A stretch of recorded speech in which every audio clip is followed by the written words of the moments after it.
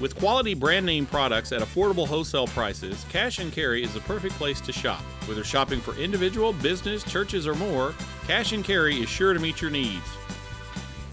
Cash and Carry of Cookeville, 931-528-8050.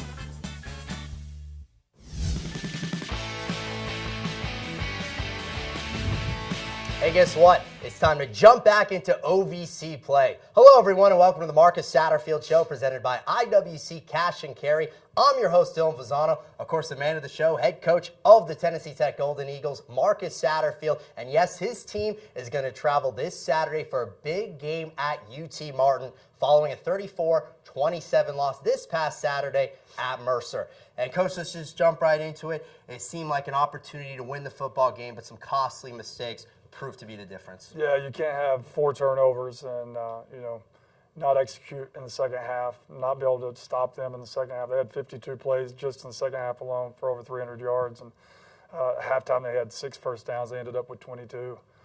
They converted 1 third down and ended up, I think over 49% for the game. So we got to come out in the second half and learn how to finish the game. We were up 11 points with, 16, 17 minutes to go in the game, and let it slip away. But that's the learning process we have. We're still undefeated in conference play and got a good conference opponent we got to go try to play a game with this weekend.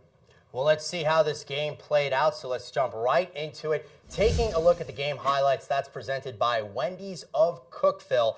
Game played down in Macon, Georgia. It was hot. It was humid. Tennessee Tech, they get the football first to start off this contest. Tyler Zielinski, a kickoff 5 yards deep into the end zone there. Sophomore Dantes Bird, you could not have asked for a better start for the Golden Eagles. He takes it far side. Coach, adios, he gone. Yeah, and Storm Williams is a guy. That was a great job by Dantes, but Storm Williams got a knockdown and got up and made the key block that set the touchdown open. So big-time play for Storm Williams and Dantes Bird and the whole unit. Dantes Bird, the OVC Specialist of the Week. So with the Golden Eagles now leading 7-0, Tennessee Tech goes with an onside kick. There was a penalty on the play, so then the Golden Eagles kick it off. Mercer, they go down the field to the Tech 25-yard line, a 3rd down and 11 play. Senior quarterback John Russ, the pass, it goes incomplete, sets up a 4th down, once again at the Tech 25-yard line, where Cole Fisher from 42 yards out, it's up, and it is through. And so for the first quarter, Coach, Tennessee Tech with a 7-3 advantage.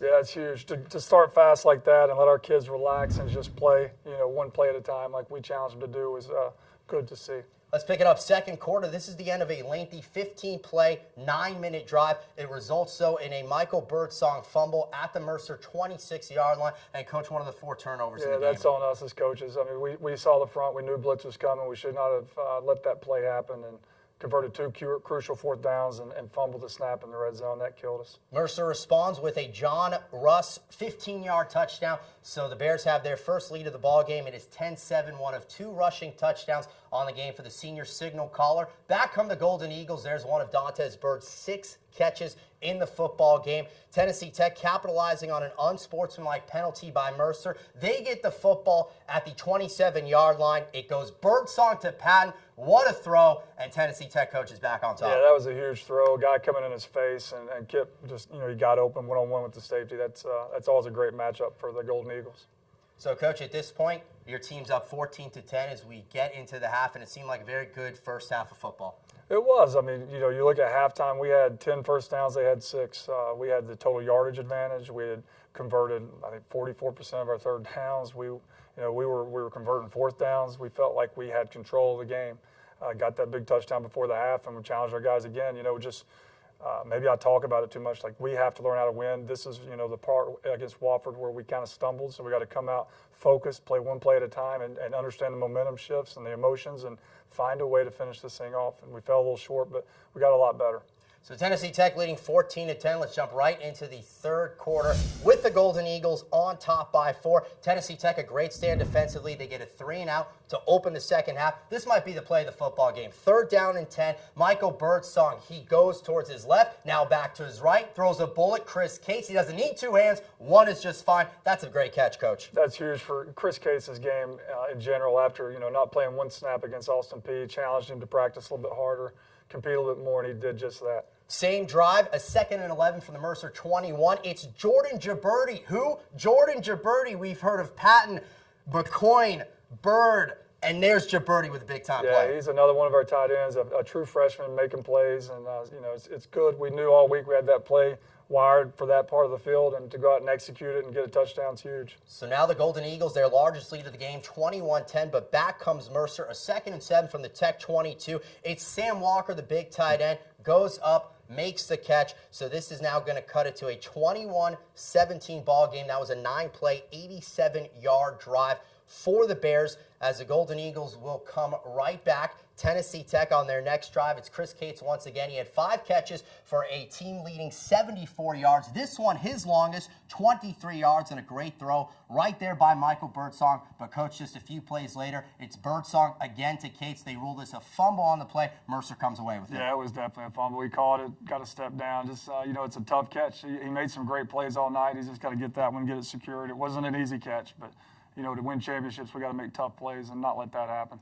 Mercer capitalized on the Tennessee Tech turnover, scoring 21 points off of those turnovers. We just mentioned the name Sam Walker. Now at a 2nd and goal from the Tennessee Tech 9, it's John Russ. He goes Walker once again, sliding touchdown. And so the Bears will take the lead late in the 3rd quarter. It is 24-21 Mercer at this point. Tennessee Tech, then the Golden Eagles a little bit later in the quarter after Nick Madonia punt set into the 1. Coach, I'll just let you take this one. Josh Papa, though, running to the end of the play. The whistle didn't blow, and so the Golden Eagles get a touchdown. There's no instant replay in FCS, which is mind-boggling, but we tell our kids in those situations, pick it up, score, celebrate, put the pressure on the official to have to make a call, and I feel sorry for the official because that was tough, and we got a break there, and then we come back, and they blocked the kick. Thank goodness our guys were hustling down the field and didn't let them have a two-point conversion there. This was inside the final minute of the 3rd quarter. So Tennessee Tech, they reclaim the lead. It's now 27-24 Golden Eagles as we do enter the 4th quarter. A 3rd down and 6 play, early stages of that final period. It's Birdsong. He goes Cates once again into Mercer territory, converting on the 1st down. Then 3 plays later, though, after a Michael Birdsong sack, he drops back, throws it up, and this one is intercepted. Yeah, just a little bit of a miscommunication between the receiver and the quarterback, but that was 3rd and long, and we ultimately were just trying to throw the ball down the field and, see what would happen. We were going to probably have to punt either way, but we can't have a turnover. Tennessee Tech with the narrow lead. This will then slip by after a 2nd and goal. It's John Russ. We told you he had 2 rushing touchdowns. The QB keeper, that is his 2nd one. And so now Mercer is on top. They then go down the field after a Tech 3 and out. That's a 49-yard field goal. It's up. It's good. Tennessee Tech still with an opportunity. 5 minutes to go in the contest. Down by 7. Michael Birdsong, 2nd and 10, drops back. That is ruled a fumble, and Coach Mercer is able to pick it up. Yep, that was definitely a fumble. We got to get better protection right there. Back can't get out. That's a safety coming that he's responsible for. And we had the ball down there. 1st and 10 inside our 50-yard line with 3 timeouts, 5 minutes to go tie the game, and just another learning step that we've got to take in order to try to finish a game. And so Mercer, they're able to convert 2 first downs on the final drive after getting the football back with 3:57. They hold on to win with the final kneel down right there, 34-27. The Bears go 1-2 on the season. Tennessee Tech falls to 1-2 on the year as well as they look into OVC action. There you see the final numbers. Birdsong, 23-30, 239 yards and 2 touchdowns. Edie Thainrat, freshman running back, 22 carries, 57 yards. And then Kip Patton, the Tech tight end, 6 catches, 58 yards, and 1 touchdown. Coach, obviously a tough game, but as you noted, and we'll take a look at the OVC scoreboard in just a second, OVC play is coming up this Saturday. No question, and luckily for us, if we were at Oklahoma or Notre Dame right now, they're out of the national championship picture, any championship whatsoever. In FCS football, we're still undefeated in conference play. All we have to do is be 1 or 2 in our conference and get a chance to go to the postseason. So that's what we're shooting for, and we've got a great opportunity this week to go compete against a good Martin team. Well, as we noted, OVC scoreboard, that's coming up. Let's just go right into it. Introducing the OVC scoreboard and standings, and that is brought to you by the OVC Digital Network. It was numbered For Jacksonville State with a 27-26 win over Coastal Carolina. Eli Jenkins, OVC Offensive Player of the Week, 359 yards of total offense.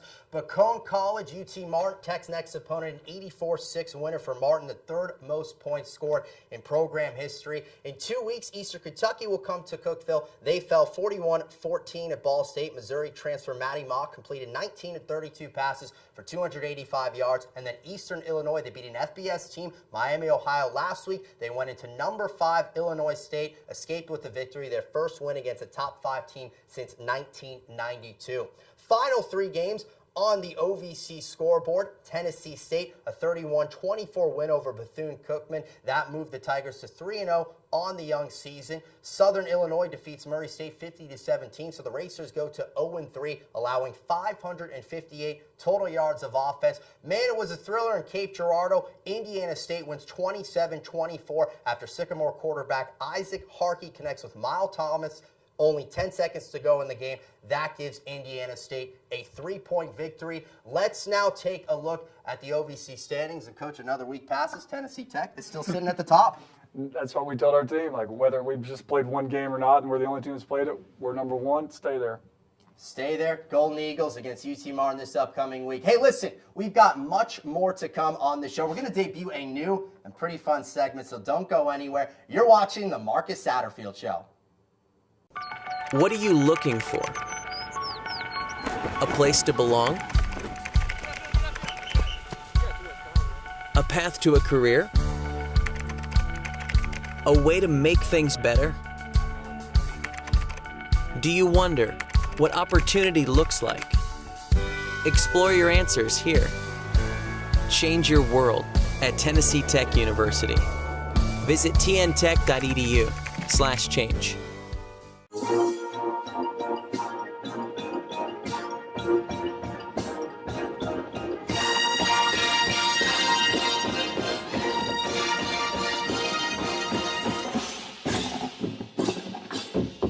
Wherever, whenever, cheering for whoever.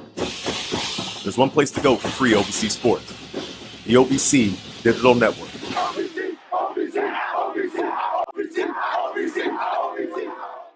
Hello again on the Marcus Satterfield Show, presented by IWC Cash and Carry. Hey, it's that time to get to know another Golden Eagle. Let's find out the story of junior linebacker Elliot Norman, introducing the player profile, and that's brought to you by TTUsports.com. Growing up, I had a brother, I'm a brother, my parents. My brother was kind of my role model growing up. He was always playing football, playing different sports, and he just kind of, I wanted to be like him a little bit. And my dad was always my football coach, and my coaches in different sports growing up, so he just always pushed me to be better. My brother came to Tennessee Tech, and whenever I didn't have high school games, or if I could make it the next day for the Saturday game, I'd always try to come up and watch him. It was always just a lot of fun to come up here and watch him. He was on the championship team in 2011, so just that energy and that level, high level of winning, it just was very exciting. Genuinely come here. First started playing football when I was 5 years old. Like I said, my dad was my coach. It was just always fun. I just remember growing up, it was always my favorite sport just because of how much fun it was and how competitive it was and how I love the contact about it. The program has helped me grow as a person. It's just been pushing me to do better and be better in everything I do. The coaches, they strive me to be correct in every little detail and doing the details right. Doing stuff off the field right, it's going to make me a better football player and a better person. Goals I've set for this season for myself is I would like to lead the team in tackles, being a starting linebacker. That's kind of your job. So I'd like that to happen. I'd also just like to be just a leader in the role I play on the defense. I'm not always making the plays, still being that leader, commanding the defense and making sure everybody knows what to do. And Coach Elliot Norman, he's wearing a single digit. Must be a tough guy. He's had a good start to the season. Yeah, he had the most votes of anybody when we voted. It was an impressive camp for him, which has transitioned him into starting at Mike linebacker, and he's playing really well for us right now. He's an important cog to our defense as far as leadership, getting us lined up, and he's a great young man, and he's got a great future. I mean, he's smart, and he's everything you could ask for, a linebacker. And now this next segment is brand new. We're debuting it for the first time. So Coach Satterfield over here, he goes around Cookeville, gets to know some people, and this first one You know what? I'm just going to stop talking. Let's just play this segment. For the first time, Marcus Around Town, and that is brought to you by Pepsi. Well, we're sitting here with Freaky Dave and Freaky Dave Freak Show in the Morning, one of Tennessee Tech's #1 fans, and he's the first interview whenever we talked about doing this that I wanted to do. So this is my very first interview ever. I feel honored. This is his first interview he's ever done, period. Usually he's on the other end of, it's kind of a role reversal, because usually I'm the one asking you questions, and now you're the one asking me questions. And you're a control freak, so knowing that you don't have total control of this. Control freak? You're the head football coach. Talking about control freak. Yeah. I've seen you on the sideline the first couple games. Freaky Dave has got a football background, right, Freak? I do have a football background, yes. Talk to us a little bit about, when did you start playing football, and then where did that take you? I was actually a late bloomer. I started, I grew up in Southern California and played soccer, and never really got into football until 1989 when we moved out here to Tennessee. The church where my dad was a pastor at found out that I played soccer, and he said, let's get you out on the field and see if you can kick a football. The high school football coach. Yeah, the high school football coach. And we went out there and, threw down the block and started kicking field goals. And so that's not legit though, right? Like you really, unless you kicked off the ground, you really weren't a kicker. I started for White County down my junior year. I remember one kick, I missed an extra point in overtime against Pearl Cone. And it ruined my life. What year was that? That was my junior year. So what year you're in the 1991 maybe, 91, 92 season. And so you missed the extra point. That blew your mind. That blew my mind. So tell us the story about just in college, like what your college experience was. Went to Maryville College and played, had a great time until I blew out my leg in an accident there and ended up not being able to play football anymore. And that's why you got to go to class, and that's why you got to get your education, because then you got to have something to fall back on. When you first got here, this region may not have been ready for Freaky Dave, and the style. They still may not be ready for Freaky Dave. And the personality in which you have. When I first started in radio here, and we talked about a name, and we came up. Actually, Scooter, who now is doing afternoons, who used to be my boss. We came up with Freaky Dave, and then I came up with the concept of the Freak Show, which I got from a Silverchair album. And Silverchair. Can you believe that? Yes, I know. Nice. Remember because the album cover with the face and a Freak Show. Okay, businesses were apprehensive. Because whenever they see the word freak, it's kind of like, you think Lady Gaga on American Horror Show. Right. And then over the last 20 years, because I've been here that long, surprisingly, people know what I'm about. They know that I'm the kind of person, if you have an organization or a function, if I can be there, I'm going to be there. If I can help you raise money, I'm going to help you raise money. If I can help your program, I'll give you the shirt off my back. And we've done many things. When you're not working, what do you do? Like, what do you have, hobbies?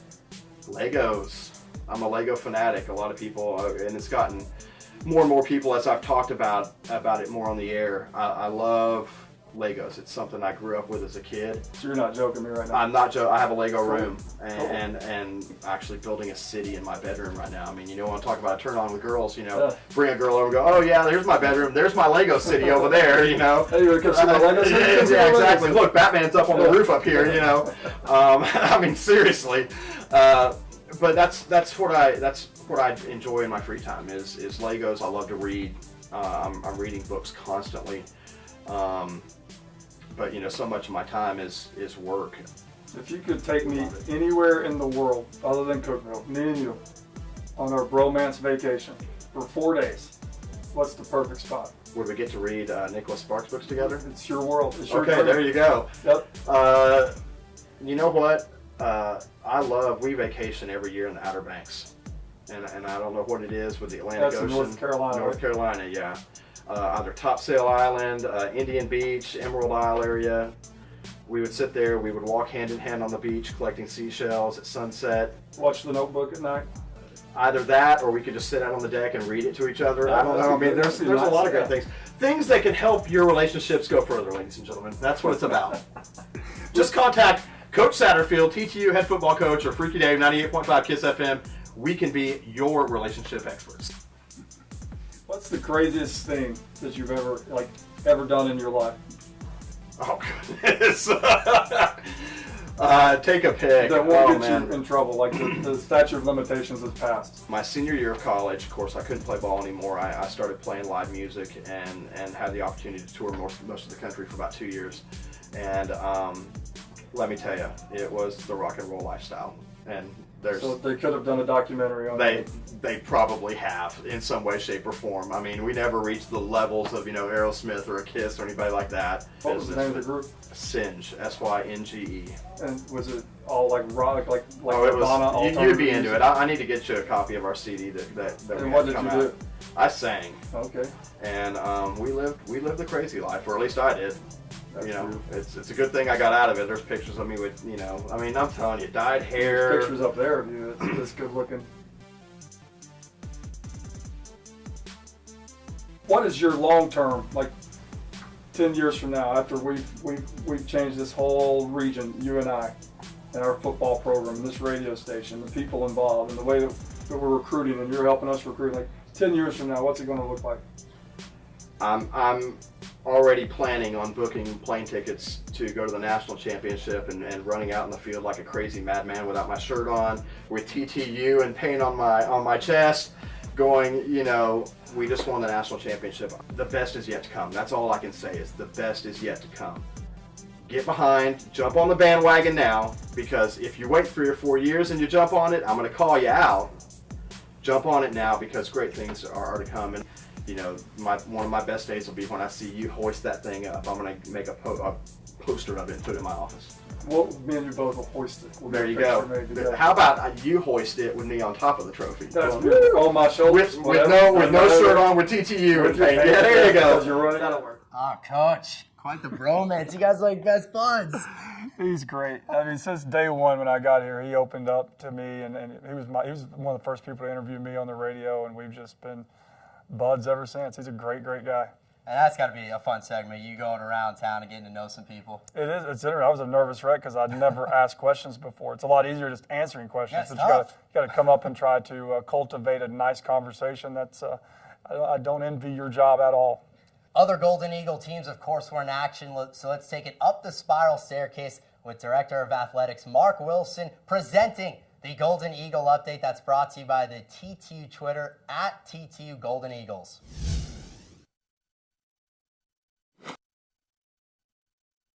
The Tennessee Tech Golden Eagle men's cross country team is now ranked 10th in the South in the latest USTFCCCA, that is the Track and Field Cross Country Coaches Association, NCAA Division I ranking, up 4 spots from last week when they were ranked 14th.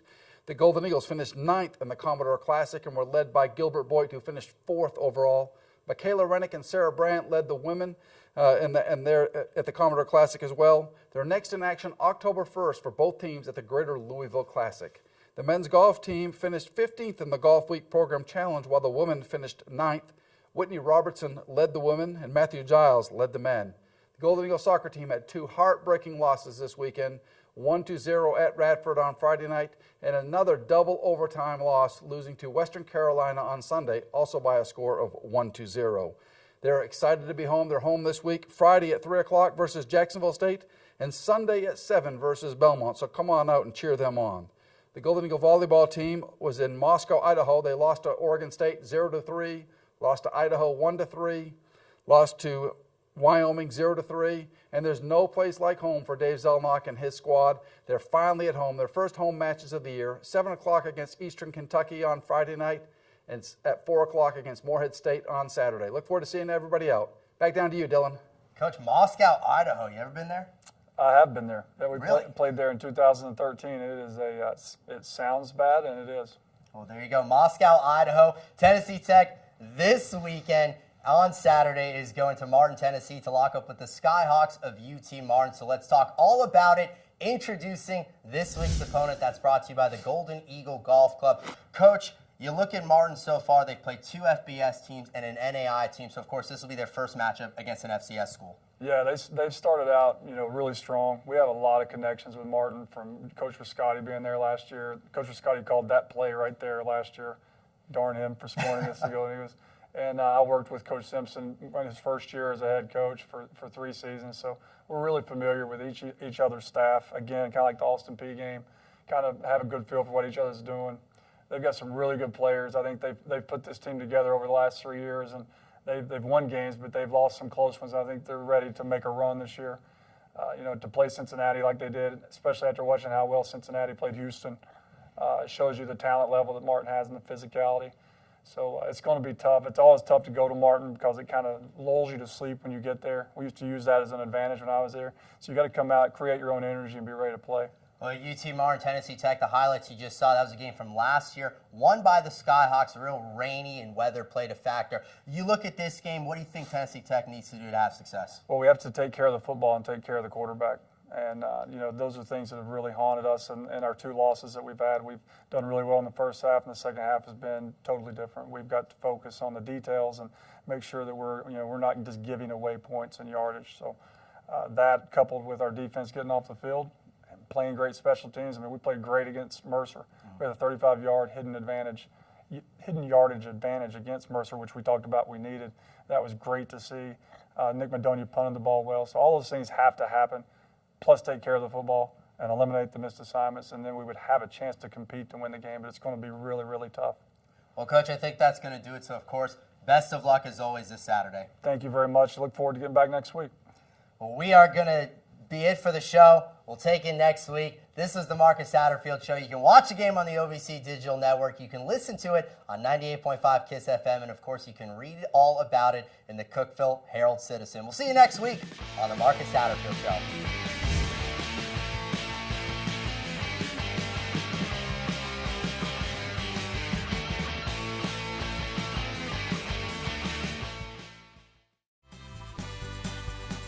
With quality brand name products at affordable wholesale prices, Cash and Carry is the perfect place to shop. Whether shopping for individual, business, churches, or more, Cash and Carry is sure to meet your needs. Cash and Carry of Cookeville, 931-528-8050.